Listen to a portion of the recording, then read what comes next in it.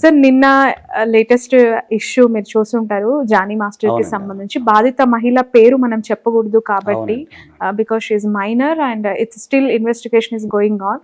So మనం ఎక్కడ కూడా వాళ్ళ పేర్లు మెన్షన్ చేయకుండా అసలు రెండు కోణాలు అందులో మనకి కనిపిస్తున్నాయి. ఒకటి ఆ ఎఫ్ఐఆర్ లో నమోదు చేసింది ఏంటంటే మైనర్ ఇప్పుడు, బట్ అప్పుడు ఇన్సిడెంట్ షీఈ్ మైనర్.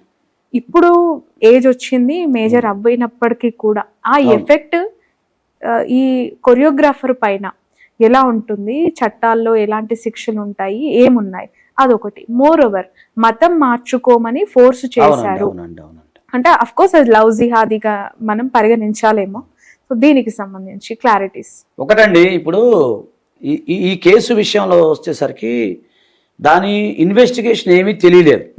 జస్ట్ ఆమె కంప్లైంట్ ఇచ్చింది, ఆ అమ్మాయి ఎవరో XYZ ఎవరైతే ఉన్నారో ఆమె నన్ను ఇట్లా అతను నా పైన అత్యాచారం చేశాడు, సరే ఏదో క్యారవాన్ లో ఏదో సంథింగ్ ఏదో చేశాడు, చేయడం జరిగింది అని చెప్పి ఎప్పుడో ఇట్ హాస్ బీన్ కంటిన్యూ కదా, ఇప్పుడు జరిగింది కాదు ఇన్సిడెంట్, ఇది కంటిన్యూ అవుతా ఉంది. ఇక్కడ మనకి రెండు రకాల కోణంలో మనం ఆలోచిద్దాం. ఇప్పుడు లా ఏం చెప్తుందంటే accused is innocent until proven guilty. First of all ఒక నేరస్తుడు ఎవరైతే ఉన్నారో, అక్యూజ్డ్ నిందితుడు అంటాం మనం తెలుగులో చెప్పండి, నిందితుడి మీద ఒక నేరారోపణ జరిగినంత మాత్రం అంత నేరం చేసినట్ట కాదా అనేది మనం తెలియాల్సి ఉంది ఫస్ట్. సో జనరల్గా ఏ ఇన్వెస్టిగేషన్లో ఏ పోలీసు వారైనా కంప్లైంట్ చేసినప్పుడు పోలీసు వారు ఏంటంటే ప్రాథమికంగా జనరల్గా ప్రైమరీ ఎంక్వైరీ అనేది జరుగుతూ ఉంటుంది. ప్రైమరీ ఎంక్వైరీ జరిగినప్పుడు నిజ నిర్ధారణ జరిగి నిజంగా సరైన సాక్ష్యాధారాలు దొరికి, అంటే DNA టెస్ట్ రూపన కానీ లేదా ఇంకా ఫోరెన్సిక్ ల్యాబొరేటరీకి సంబంధించో లేదా CC కెమెరాలు ఏమి ఉంటాయి కదా మేడం, ఆ ఇన్వెస్టిగేషన్ పరిధిలో గనక అవి మొత్తం జరిగినప్పుడు అతను అరెస్ట్ చేసే అవకాశం ఉంటుంది ఒకటి. లేదు ఇన్వెస్టిగేషన్ లో ఇది ఫాల్స్ కంప్లైంట్ అని తేలింది అనుకోండి, జనరల్ మన రీసెంట్ గా ఒక కోర్టులో ఏమైందంటే ఇట్లానే ఫాల్స్ కంప్లైంట్ ఇవ్వడం జరిగింది. అంటే నేను మామూలుగా జరిగింది చెప్తున్నాను, ఒక లాయర్గా చెప్తున్నాను. సో జరిగినప్పుడు కోర్టు వారు ఆమెను తిట్టి ఇట్లా చేసావు ఎందుకు, ఫాల్స్ కంప్లైంట్లు ఎందుకు, హనీ ట్రాప్ అనేది మధ్య నడుస్తూ ఉంది, అది కూడా మనం ఆలోచించాలి, ఆ కోణంలో కూడా మనం ఆలోచించాలి. సో హనీ ట్రాప్ జరిగిన ఇట్లా జరిగినప్పుడు ఏమంటే కోర్టు వారు విచారించి ఆ అమ్మాయిని తిట్టి 10,000 రూపాయలు జరిమానా వేయడం జరిగింది. సో నేనేమంటాను అంటే ఈ కేసులో ఇది ఇన్వెస్టిగేషన్ ప్రాసెస్ లో ఉంది కాబట్టి ఇది ఎంతవరకు అది అతను చేశాడా లేదా ఒక ప్రశ్న. ఇది 3 years నుంచి అతని పైన ఆమె పైన అత్యాచారం జరుగుతున్నప్పుడు ఆమె అప్పుడే కంప్లైంట్ చేయకుండా 3 years తర్వాత ఇన్ని రోజుల తర్వాత ఎందుకు చేసింది అనేది ఇంకో కోణంలో మనం ఆలోచించాలి. అంటే ఒక న్యాయవాది కాదు, కామన్ మ్యాన్ గా మనం ఆలోచిద్దాం. మరి అవును కరెక్ట్, 3 years నుంచి ఆమెను కొట్టాడు, అర్థం వేసి కొట్టాడు అన్నప్పుడు మరి అప్పుడే కంప్లైంట్ చేయాలి కదా. సో అంటే నేను పోలీసు వాళ్ళు ఈ రకమైన ఇన్వెస్టిగేషన్ పోలీసు వారు చేస్తూ ఉంటారు ఒకటి. రెండోది ఇప్పుడు 376 సరే సహజంగా ఇప్పుడు ఒక మహిళ కంప్లైంట్ చేసిన నా మీద అత్యాచారం అంటే పోలీసు వారు అది నాకు తెలిసి రాయదుర్గం PS లో ఫస్ట్ కంప్లైంట్ ఇచ్చినట్టున్నారు, 0 FIR. అది ఇక్కడ నార్సింగ్కి వెళ్ళినట్టుంది కదా, సో నార్సింగ్ ట్రాన్స్ఫర్ చేసినట్టున్నారు మేడం. చేసిన పోలీసు వారు నార్సింగ్ దాంట్లో పరిధిలోకి వస్తుంది కాబట్టి వాళ్ళు ఇన్వెస్టిగేషన్ చేసి నిజంగానే అతను చేశాడు అని అనుకున్నప్పుడు అతను అరెస్ట్ చేసే అవకాశం ఉంటుంది. అలా పోక్సో యాక్ట్ కనుక అంటే అట్ ద టైమ్ ఆఫ్ ఈమె మైనర్ అయినప్పుడు, ఈ పాప ఎవరైతే ఉందో ఆమె మైనర్ అయినప్పుడు అప్పుడు ఆ పోక్సో యాక్ట్ ప్రకారం కూడా అది 10 years వరకు జైలు శిక్ష పడుతుంది. సో అది ఇంకా క్రిటికల్ ఉంటుంది, చాలా డేంజర్ పోక్సో యాక్ట్. సో ఆ విధంగా జరిగిందా లేదా తర్వాత జరిగిందా, ఇవన్నీ మెడికల్ టెస్ట్లు అని తర్వాత ఇవన్నీ జరుగుతూ ఉంటాయండి. ఇక్కడ ఒకటి క్లారిటీ కావాల్సింది ఏంటంటే 2019 నుంచి 2024 వరకు ఈ ఇయర్స్ టుగెదర్ కొనసాగినప్పుడు 2024 లో చాలా సడన్ గా కేసు ఫైల్ చేయటం అనేది, అంటే ఆ ప్రెషర్ అనేది ఎక్కువై పెట్టాల్సి వచ్చిందా కేసు, లేదంటే ఎక్కడైనా మంచి జర్నీలో డిస్ప్యూట్స్ రావడంతోనే తను పోలీస్ కేసు నమోదు చేయాల్సి వచ్చిందా? ఈ 0 FIR ఇంకొకటి చెప్తానండి మేడం, దీని వెనక ఎవరైనా ఉన్నారా, కుట్ర కోణం ఎగ్జాక్ట్లీ నిన్నటి నుంచి కూడా సోషల్ డిజిటల్ మీడియాలో బాగా వినిపిస్తూ ఉన్నమాట. ఎవరో టాలీవుడ్ కి సంబంధించి జానీ మాస్టర్ పైన కుట్ర చేశారు, అది కూడా ఉండొచ్చు. అలాంటి అనుమానాలు కలుగుతూ ఉన్నాయా మీకు? కామన్ గా కలుగుతాయండి. అడ్వకేట్ గా నేను ఒకటండి, అడ్వకేట్ గా మేము న్యాయం కోసం పోరాడతాము. ఆ పాప నిజంగానే జెన్యూన్ గనక అయితే ఖచ్చితంగా ఆమెకు మనం సపోర్ట్ చేస్తాం, దాంట్లో ఎలాంటి డౌట్ లేదు. కాకపోతే మన లా అనేది ఒకసారి గమనిద్దాం. లా ఏంటంటే 100 మంది నిందితులు తప్పించుకున్న పర్లేదు, ఒక అమాయకుడికి శిక్ష పడకూడదు. ఇక్కడ జానీ మాస్టర్ అమాయకుడు అనుకోండి, ఆయనకి శిక్ష పడకూడదనే మనం కోరుకుందాం. సరే అతను నిందితుడి నుంచి దోష అవ్వచ్చు లేదా తర్వాత అనేది కోర్టులో తేలాల్సిన విషయం. అది ఒక రోజులో తేలదో 2 రోజుల్లో తేలదో నీకు తెలియదు. ఇయర్స్ టుగెదర్ ఇప్పుడు మీరు సీనియర్ జర్నలిస్ట్ ఉన్న ఎన్ని కేసులు మీరు చూడలేదు. సో అది ఏంటంటే ఆటోమేటిక్గా కొంత టైం అయితే పడుతుంది.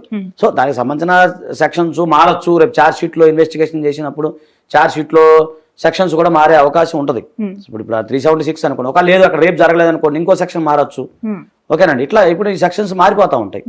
సో ఇక్కడ మనం గమనించాల్సిన అంశం ఏంటంటే, అంటే కామన్ మ్యాన్గా నేను ఆలోచిస్తున్నప్పుడు, కామన్ మ్యాన్గా నేను కొన్ని మామూలుగా చూస్తున్నాను, అన్ని ఛానల్స్ చూస్తున్నప్పుడు మీరు అన్న 2019 అంటే దాదాపు 5-6 ఇయర్స్ అవుతుంది.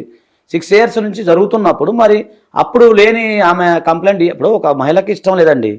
ఇప్పుడు అంటే 376లో చాలా రకాలు ఉన్నాయి. ఇష్టంతో కూడిన, ఇష్టంతో కూడి లేకుండా ఉన్నాయి. ఇవి కొన్ని రకాలు ఉన్నాయి. బలవంతం చేయటం, అమ్మాయిని ఏదో ప్రలోభ పెట్టి చేయటం, తర్వాత పెళ్లి చేసుకున్న మోసం చేయటం, అలా కొన్ని ఉన్నాయి, ప్రలోభాలు పెట్టి చేయటం. నేను కూడా 376 వస్తే ఇప్పుడు 69 ఏదో బిఎన్ఎస్ వచ్చింది, అది వేరే విషయం. పెళ్లి చేసుకున్నాను చేయటం 69 కింద వస్తుంది, ఇప్పుడు 10 ఇయర్స్ వరకు వస్తుంది. సో నేనేమంటున్నానంటే ఇన్ని జరుగుతున్నాయి, నేను కాదనట్లేదు, కానీ ఒక కామన్ మ్యాన్గా నేను ఆలోచిస్తే, ఒక న్యాయవాదిగా వదిలేండి, న్యాయవాదిగా నేను పోరాడుతాను, దాని మీద లా గురించి మనం ఎక్స్ప్లెయిన్ చేస్తాం, అది వేరే విషయం. కానీ ఒక కామన్ మ్యాన్గా ఆలోచిస్తే 6 ఇయర్స్ రన్నింగ్ అవుతుంది కదా. ఫస్టే మీకు ఇష్టం లేనప్పుడు, అంటే ఫస్ట్ అతను నిన్ను కొట్టాడు, ఎక్కడైతే కార్వాన్లో, ఎక్కడ అంటే కార్వాన్ అంటారు దాన్ని, లారీ క్యారవాన్ అంటారు కదా. సో దాంట్లో అద్దంలో ఉన్నప్పుడు గోడకేసి కొట్టినప్పుడు మరి అప్పుడు ఏం చేసావు నువ్వు? మీకు పేరెంట్స్ ఉంటారు, అందరూ ఉంటారు కదా, అన్నదమ్ములు, అక్క చెల్లెలు ఉంటారు, లేదా మీకు కొలీగ్స్ ఉంటారు, లేదా 100 ఫోన్ చేస్తే అయిపోయినట్టే, 2 నిమిషాలు అతను అరెస్ట్ చేస్తారు కదా. మరి అలా జరిగినప్పుడు 6 ఇయర్స్ తర్వాత కంటిన్యూ అవుతూ ఉన్నప్పుడు ఇప్పుడు కంప్లైంట్ చేయాల్సిన అవసరం ఏంటనేది పోలీసు వాళ్ళు అది ఇన్వెస్టిగేషన్ చేయాలి. పోలీసు వాళ్ళు ఇన్వెస్టిగేషన్ చేయాలి. నిజంగా ఇక్కడ ఒకటండి, ఈ సంఘటన జరిగిందా, నిజంగా ఆమె అత్యాచారానికి గురైందా లేదా అనేది ఫస్ట్ తేలాల్సిన అంశం. 2, ఇన్ని రోజుల్లో ఏమో ఎందుకు కంప్లైంట్ చేయలేదు అనేది ఒకటి తేలాల్సిన అవసరం. లేదు ఇది ఫేక్ కంప్లైంట్ అయి ఉండొచ్చా, అది కూడా తేలాల్సిన అంశం. ఇవన్నీ ఇన్వెస్టిగేషన్ పరిధిలో తేలుతాయి. ఎఫ్ఐఆర్ నమోదైనంత మాత్రం నేరం చేసినట్టు కాదుగా మేడం.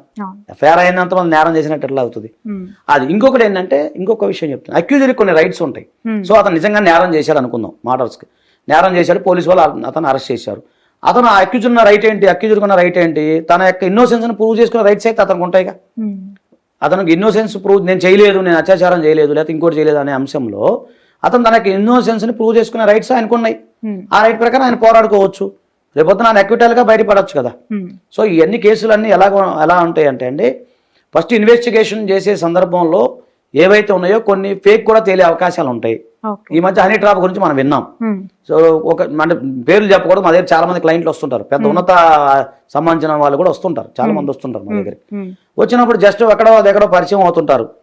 పరిచయం అయినప్పుడు వాళ్ళని హనీ ట్రాప్ గా అంటే నేను మామూలుగా చెప్తున్నా మీకు, ఒక మహిళ ఒక అతను మా క్లయింట్ మా దగ్గరికి వచ్చాడు, పెద్ద చెప్పుకోదగిన వ్యక్తి ఆయన వచ్చాడు. అంటే వచ్చిన తర్వాత ఆయన ఏడుస్తున్నాడు, 55 ఇయర్స్ ఉంటాయి ఆయనకి ఏజ్. సరే ఎందుకు ఏడుస్తున్నారు, ముందు చెప్పని విషయం చెప్పను అంటే, మామూలుగా లేదు సార్ ఇట్లా ఒక అమ్మాయి నాకు ఇట్లా పరిచయం అయింది, ఇట్లా FBలో పరిచయం అయింది, నమ్మేసి నేను దాదాపు 45 లక్షల రూపాయలు అమ్మాయికి ఇవ్వడం జరిగింది. అలాంటివి ఉన్నాయి మా దగ్గర. 45 లక్షలు జస్ట్ FBలో పరిచయం అయితే, FBలో పరిచయం అయిన తర్వాత వాళ్ళిద్దరి మధ్య ఈ ఫోన్ చాటింగ్లు ఉంటాయి కదా, ఇది న్యూడ్ చాటింగ్స్, ఇవి ద్వారా ఆయన ఏదో భయపెడితే ఆ ఫోటో అన్ని వీడియోలు తీసుకుని మీద రేప్ కేసు పెడతారు, అది న్యూడ్ చాటింగ్ ఉందని చెప్పినప్పుడు అతను పాపం 1,00,000, 2 లక్షలు, 3 లక్షలు ఉన్నప్పుడు పంపించుకుని వస్తా ఉన్నాడు. అయితే నేనేమంటానంటే అతను ఏ సందర్భంలో పంపించాడు, బలహీన క్షణాల్లో పంపించాడా ఇంకోటా లేదనే సెకండ్ థింగ్. ఇప్పుడు మా దగ్గరికి వచ్చిన మేము అన్ని ఇన్వెస్టిగేషన్ చేస్తాం కదా, చేసిన పోలీసులు కంప్లైంట్ చేసాం, అది హనీ ట్రాప్ గా తర్వాత వచ్చింది అనమాట. అట్లా జరుగుతుందండి. ఇప్పుడు యూత్ కూడా అదే చెప్పాలి మనం దీని ద్వారా. ఈ మధ్య జరిగిన జత్వానికి సంబంధించి కూడా విజయవాడలో అదొక సెన్సేషనల్ కేసు, ముగ్గురు ఆఫీసర్స్, పోలీస్ ఆఫీసర్స్ కూడా సస్పెండ్ అవ్వడం జరిగింది. దాన్ని కూడా చాలా మంది అలానే ట్రీట్ చేశారు. బట్ మీకు తెలిసిన ఈ విషయం ఏంటి అంటే, ఒకటండి అది వేరు, మళ్ళీ డిఫరెంట్ అండి అది మళ్ళీ దానికి రాజకీయ రంగు ఉంటుంది, రాజకీయ రంగు పులుముకుంది, అదంతా పెద్ద సబ్జెక్ట్ అది. సో అంటే అది కూడా ఇన్వెస్టిగేషన్ లో ఉంది ఒకటి. తర్వాత అది మా గురుగారు చూస్తున్నారు, మా సీనియర్ చూస్తున్నారు, అది గుంటూరు నారా శ్రీనివాసరావు గారు చూస్తున్నారు. సో అది ఇంకా ఇన్వెస్టిగేషన్ తేలేదండి. అయితే ఏంటంటే ఒకటండి, నేరారోపణ జరిగింది కాబట్టి, ఇప్పుడు ఉదాహరణకి ఇప్పుడు జానీ మాస్టర్ గారి మీద నేరారోపణ జరిగిందండి. జరిగినప్పుడు ఆయన జనసేన పార్టీ నుంచి ఏం చేశారంటే సస్పెండ్ చేస్తారు. అలాగే పోలీసు వాళ్ళ దాని మీద నేరారోపణ జరిగింది, ఇలా జరిగింది అన్నప్పుడు వాళ్ళు సస్పెండ్ చేయడం జరిగింది. తర్వాత ఇది కేసు కనుక నిజంగా ఇది వాళ్ళు కొట్టేశారు అనుకోండి, ఎక్విటల్ అయ్యారు అతనికి మళ్ళీ వాళ్ళు డ్యూటీలో జాయిన్ అవుతారు కదా, అది నైతికత అంటాం మనం. ఆ విషయాన్ని మనం అప్రిషియేట్ చేయాలి, జనసేన వారిని అప్రిషియేట్ చేయాలి, అలాగే పోలీస్ ఆఫీసర్ని అప్రిషియేట్ చేయాలి. ఎందుకంటే ముందు ఎలిగేషన్ పడ్డాయి, మన మీద బురద చల్లారు, బురద అనేది పడింది, అది నిజమా కాదా అనేది తేలాల్సింది ఎవరు తేల్చాలి? పోలీసుకి రైట్ లేదు, ఇన్వెస్టిగేషన్ డిపార్ట్మెంట్కి రైట్ లేదు, యాజ్ ఎ జర్నలిస్ట్గా మనకి రైట్ లేదు, యాజ్ ఎ న్యాయవాదిగా మనకి రైట్ లేదు. ఎవరు తేల్చాలి? కోర్టు తేల్చాలి. కోర్టులోనే కదా ఒక వ్యక్తి శిక్ష పడింది, అతను నేరం చేశాడా లేదా అనేది కోర్టు వారు తేల్చాలి. కోర్టు వారు తేలిన తర్వాత ఆ కోర్టు వారు ఒకవేళ అతను శిక్ష పడింది అనుకుందాము, దానికి మళ్ళీ అప్పీల్ ఉంటదిగా. ఎప్పుడు మళ్ళీ సుప్రీంకోర్టు దాకా వెళ్ళి అప్పీల్ ఉంటుంది. సో అందుకని అంటానండి, ఒక వ్యక్తి మీద నేరారోపణ జరిగినంత మాత్రం నేరం చేసినట్టు కాదు. లాలో ఉన్న సిద్ధాంతం, నా వ్యక్తిగత కాదు, లాలో ఉన్న సిద్ధాంతం బేసికల్ సిద్ధాంతం చెప్తున్నాను. అయితే ఏమంటున్నానంటే ఒకటండి, ఎవరైతే బాధితురాలు ఎవరైతే ఉన్నారో ఆమెకి న్యాయం జరగాలని మనం కోరుకుందాం.